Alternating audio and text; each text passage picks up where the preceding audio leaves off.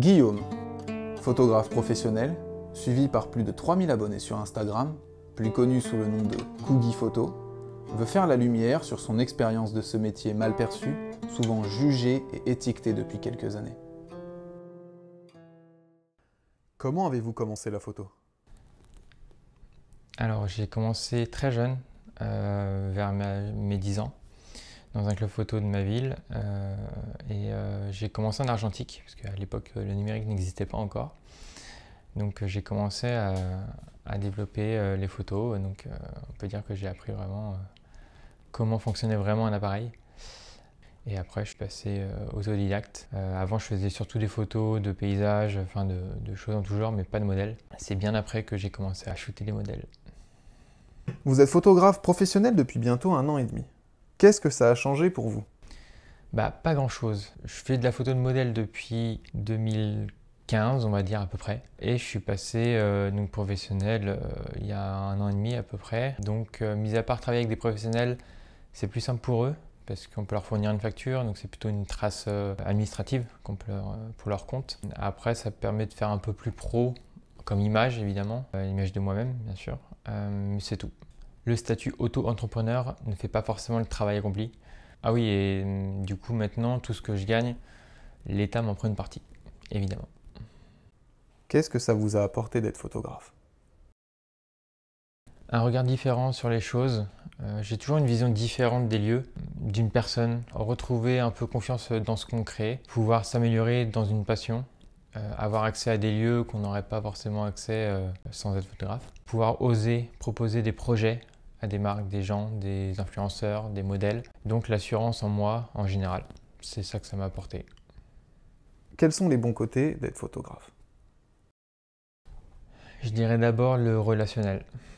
C'est grâce à la photo que je rencontre beaucoup de gens et que les gens veulent me voir. C'est certainement une des choses qui les intéresse chez moi, mon côté artistique évidemment. Donc c'est certainement par intérêt que la plupart des gens me contactent à la base, pour mon côté professionnel. Après, beaucoup de modèles se sont transformés en amis et puis grâce à ça, j'ai connu d'autres gens. Donc on peut dire que grâce à la photo, on se socialise. Et puis le côté gratifiant de pouvoir redonner confiance aux modèles grâce au shooting, leur montrer le meilleur d'elles-mêmes, les montrer sous une nouvelle image. Beaucoup de modèles, après avoir reçu les photos, m'envoient un message en me disant que c'est la première fois qu'elles se voyaient comme ça, qu'elles ne s'imaginaient pas être comme ça. La photo, c'est une vraie thérapie par l'image. Et ça, c'est super gratifiant de redonner confiance en quelqu'un avec notre travail, notre perception des choses. Mais c'est vrai que depuis que j'ai quitté le lycée, la plupart des gens qui m'entourent, des amis, des connaissances, sont liés à la photo. Et j'imagine qu'il y a aussi des mauvais côtés. Bien sûr. Les connaissances qui t'appellent parce qu'elles veulent un photographe pas cher ou un shooting pour un événement, parce qu'on est amis, donc forcément on devrait leur faire une réduction. Je dis pas que ça ne devrait pas se faire, mais c'est au photographe de juger bon de faire une réduction et pas au client de demander ça. Et passer pour un mec pas cool parce qu'on propose pas une réduction, ça aussi c'est assez dérangeant. Il y a aussi des modèles qui pensent être tout permis avec leurs photos. Les réseaux sociaux ont peut-être aidé beaucoup de gens à exposer leur travail, mais ça aussi, ça détruit pas mal le travail de l'artiste. Quand une modèle poste une photo de shooting sur Instagram, en ayant retouché la photo, forcément, elle a détruit le travail initial du photographe. Ce n'est plus l'image de base et on doit rediscuter avec elle pour qu'elle change ça. C'est toi qui passes pour le méchant parce que ça va à l'encontre de son feed. Jouer avec l'humeur des modèles après le shoot, ça c'est tout un art. Est-ce que selon vous, les photographes ont une bonne image? Globalement, oui. Mais malheureusement, depuis quelques années, alimenté par différentes affaires qu'on a tous entendu parler, les gens sont beaucoup plus méfiants. Alors je dis pas que c'est injustifié, bien sûr, mais parfois ça part beaucoup dans l'excès ou dans le parano. Donc après, pour travailler dans des conditions comme ça, c'est compliqué. Toujours être obligé de se justifier de tout ce qu'on fait. J'entends souvent que les photographes sont tous des pervers sous prétexte qu'ils font des photos lingerie ou nus. C'est pas vrai, ça c'est pas vrai. Encore une fois, je dis pas qu'il y en a pas eu, mais faut pas mettre tout le monde dans le même sac. Et souvent les gens qui pensent ça, ce sont souvent les gens qui n'ont aucun regard intérieur dans le monde de la photo. Leurs avis purement faussés qui permettent de juger tout le monde sans connaître les gens ou leur travail. Tout comme une fille qui va poser en lingerie n'est pas une salope ou une pute comme j'ai déjà pu entendre. Ceux qui pensent ça, je leur dis généralement d'aller regarder les vitrines des magasins de lingerie et leur demander ce qu'ils en pensent. Clairement. Et justement, Parlons du mythe du photographe qui couche avec toutes ses modèles. Alors ça, un mythe reste un mythe. Encore une fois, bien sûr qu'il y en a eu, mais je pense que jamais un photographe dira qu'il couche avec toutes ses modèles. Personnellement, mais c'est comme je te disais juste avant, je fais très attention à ce que je dis et ce que je fais, car tout peut être détourné et mal interprété dans ce monde lors d'une séance, même si ça partait d'une bonne intention. C'est pour ça que je tente rien avec les modèles lors des shoots. Il suffit d'une mauvaise histoire et après l'engrenage se met en route sur les réseaux et c'est toute ton image qu'il faut rattraper après derrière, même si tu n'as rien fait spécial. Parce que tu auras beau être de la plus belle honnêteté qu'il soit, on aura toujours du mal à croire le photographe comparé à la modèle. La présomption d'innocence n'existe pas vraiment sur les réseaux et en plus, la plupart du temps, tu n'as même pas l'occasion de te défendre que tu es déjà coupable en fait. C'est compliqué d'être photographe en 2021 ? Non, c'est pas compliqué. Du point de vue où on a beaucoup d'outils maintenant pour nous permettre de montrer notre travail, de savoir prendre des photos qualitatives, que ce soit en logiciel, en application, de retouche, ou même des tutos sur internet. Tout ça c'est plus simple, même avec le numérique, c'est plus rapide comparé à avant en argentique, même si l'argentique revient un peu à la mode. Mais c'est plus compliqué du point de vue réseaux sociaux justement. Il y a beaucoup plus de concurrence. Les téléphones font de très belles photos en termes de qualité. Les influenceurs se contentent de ça généralement. Il y a beaucoup plus de concurrence entre les photographes aussi, car maintenant tout le monde peut apprendre à faire de la photo en très peu de temps et du coup devenir photographe. Donc il y a beaucoup d'offres sur le marché si vous voulez un photographe. Après, ça dépend bien sûr de la région. Sur Paris, on est énormément de photographes, plus que dans certaines régions de France. Donc forcément, les prix sont différents, même si le prix ne fait pas la qualité de la photo. Et enfin, il y a aussi les femmes photographes. J'ai remarqué ça aussi. Elles sont de plus en plus et les modèles ont plus confiance en une femme qu'en un homme. Grâce à toutes les affaires qu'on connaît, encore une fois. J'ai déjà eu des modèles qui avaient déjà travaillé avec moi auparavant pour des photos mode, donc des modèles qui aimaient mon travail, mon style, mais qui ne voulaient pas travailler avec moi pour de la lingerie, du boudoir, parce que j'étais un homme. Elles m'ont clairement dit qu'elles préféraient faire ça avec une femme photographe. Donc bon. Vous voyez-vous continuer dans la photo encore longtemps ? Environ une fois par an, j'ai envie d'arrêter la photo. Tous les ans, j'ai toujours mon petit coup de mou parce que sur une période, tu trouves pas de clients, tu trouves pas de modèle, t'as pas plus de reconnaissance que ça. C'est une perpétuelle remise en question à chaque fois et c'est usant, démotivant. Donc plusieurs fois, j'ai pensé à arrêter. Chaque année, je me dis que c'est la dernière. C'est triste, hein, mais faut pas croire. Tous les photographes ont un manque de confiance en leur travail. À un moment ou l'autre, quand on poste une photo et qu'on voit qu'on n'a aucun commentaire, quelques likes, mais sans plus, tu vois même le modèle ne réagit pas. Je me dis pourquoi je fais ça ? Pourquoi je prends tout ce temps pour rien ? Certes, les photos, c'est une passion, c'est un métier aussi. Mais on a tous besoin d'avis, toujours dans le questionnement de savoir si ce qu'on fait, ça plaît à la modèle, aux gens. Parce que forcément, les photos, c'est une image, quoi. Donc, faut que ça soit regardé. Avez-vous déjà eu des problèmes lors d'un shooting ou avec une modèle ? Alors, oui. Notamment un qui m'a marqué, c'était vraiment dans les premières années où je faisais de la photo avec des modèles. Je suis allé dans un lieu urbex, donc c'est un lieu abandonné. Et puis pendant la séance, on voit les gendarmes arriver vers nous.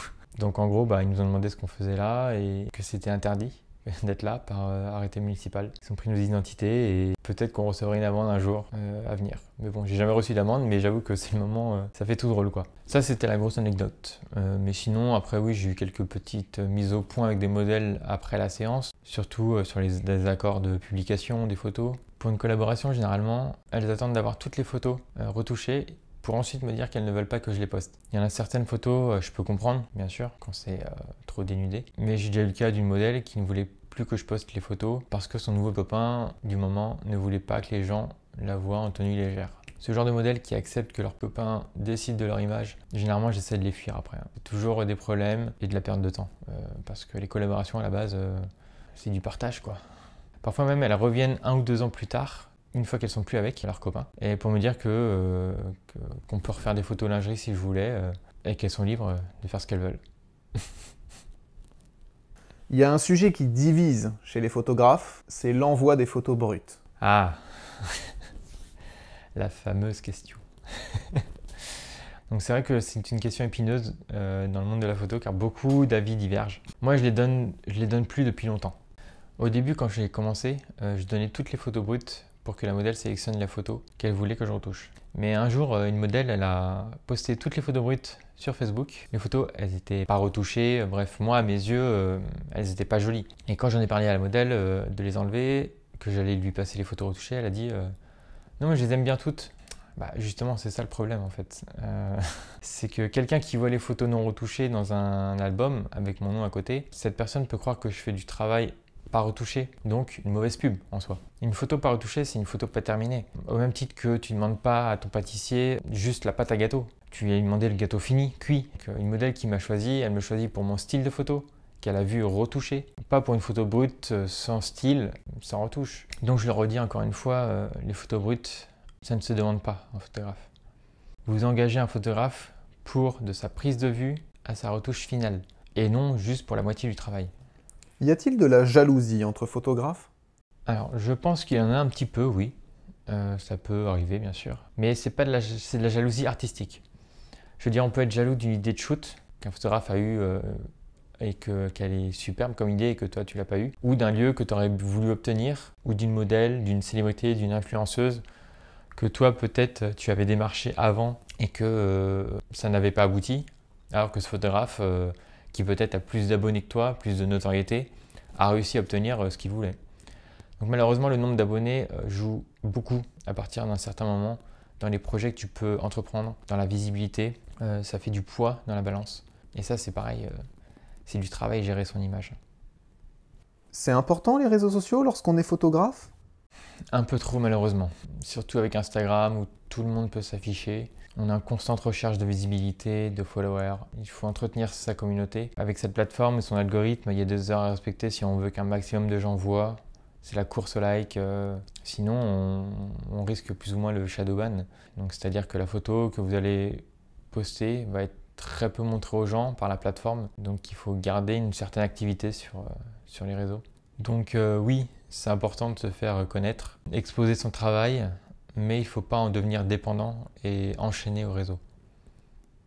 À votre avis, est-ce qu'un photographe se doit de faire tous les styles de photos? Il se doit d'être le plus épanoui dans ce qu'il aime faire. On peut sortir de sa zone de confort pour essayer quelque chose, mais si tu n'as pas envie de faire un style particulier, il ne faut pas te forcer. Chaque style de photo est différent.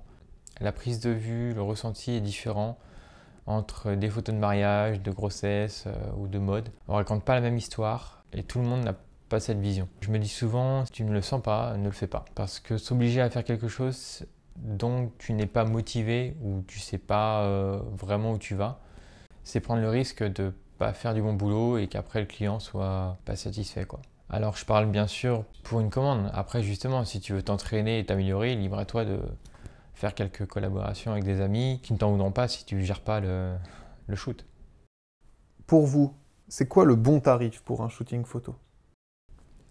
Il n'y a pas de bon ou de mauvais tarif. Je dirais que c'est plus une moyenne. Après, entre un pro et un amateur, c'est pas la même chose. Mais en tant que pro, on a des frais fixes déjà, comme l'URSSAF. Puis le déplacement éventuellement, ainsi que les heures passées à retoucher les photos après le shooting. Après, chaque photographe est libre d'inclure ce qu'il veut dans son tarif. Il n'y a pas de règle générale. Mais dans tous les cas, un photographe travaillera toujours plus sur un shoot qu'une modèle. Et je ne parle pas du prix du matériel, où on dépasse les 1000 € avec juste le minimum. On fait tous l'erreur de faire des collabs au début, mais au final, ça se tire une balle dans le pied pour la suite. Ça discrédite les photographes expérimentés. Les gens ne veulent pas te payer après. La fourchette de base, à mon sens, pour une séance basique d'une dizaine de photos, max, quand tu commences, c'est entre 50 et 120 €. Suivant le statut et l'expérience. Après, si on veut des photos avec un photographe, on négocie pas ses tarifs. On ne va pas proposer une publication avec une identification contre une photo gratuite pour que ça nous fasse de la pub. L'identification, c'est juste la base et l'obligation, à mon sens, de citer le créateur de la photo. Ça ne devrait pas être une monnaie d'échange. Un photographe sera toujours le créateur d'une photo. Que vous l'ayez payé ou non, c'est une obligation de le citer. Si vous achetez une toile d'un célèbre peintre, vous allez dire qui est le peintre, même si la toile vous l'avez achetée, elle ne vous appartient pas. Enfin, c'est pas vous qui l'avez créée. Je dis pas non aux collaborations, hein, mais il faut juste bien gérer la chose. J'ai déjà fait des collabs avec des influenceuses à plusieurs dizaines de milliers d'abonnés. Ça m'a rien rapporté comme visibilité, hein. Une publication en elle-même ne rapporte rien ou très peu pour les photographes. C'est toujours la modèle qu'on regardera. Une visibilité fonctionne qu'avec une story ou le bouche à oreille. Tiens d'ailleurs, Vous parliez de matériel. Une question qu'on entend souvent, est-ce que le matériel fait de belles photos? Le matériel peut contribuer à avoir de belles photos de qualité quand on sait l'utiliser. Mais c'est pas lui qui prendra la photo comme il faut. Un bon cadrage avec les bons réglages. J'ai une amie photographe qui m'a raconté qu'une fois, quelqu'un lui avait dit avec un appareil photo comme le tien, moi aussi je peux faire de belles photos. Elle lui a prêté son appareil photo, remis les réglages à zéro, quoi, en mode manuel. Elle lui a demandé de faire 5 belles photos d'elle. Bon bah, il n'a pas compris pourquoi ces photos étaient surexposées, un cadrage à revoir. Il ne savait pas régler l'appareil, quoi. Donc l'expérience et la connaissance, ça s'apprend et ça se paye. Mais ça, les gens n'arrivent pas à le comprendre. Et le mot de la fin? Le mot de la fin, eh ben, choisissez bien votre photographe et n'ayez pas de préjugés.